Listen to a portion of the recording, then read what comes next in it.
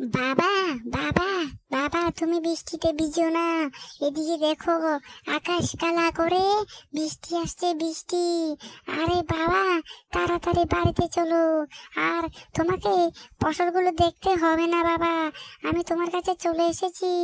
তুমি বৃষ্টিতে, তোমার একদম চিন্তা হচ্ছে না।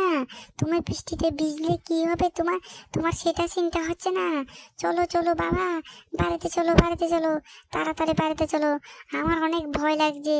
আমাকে মা পাঠিয়েছে তোমাকে নিয়ে যাবার জন্য।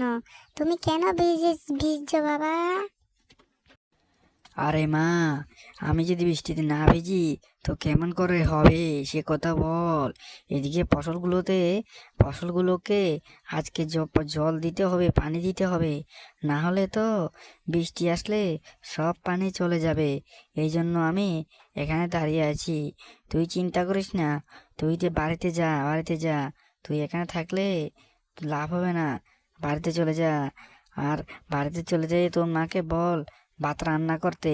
আমি যখন বাড়িতে আসবো তখন ভাত খাবো। তাড়াতাড়ি যা, তাড়াতাড়ি যা। আমি আর একটু জমিনে কাজ করে চলে আসবো।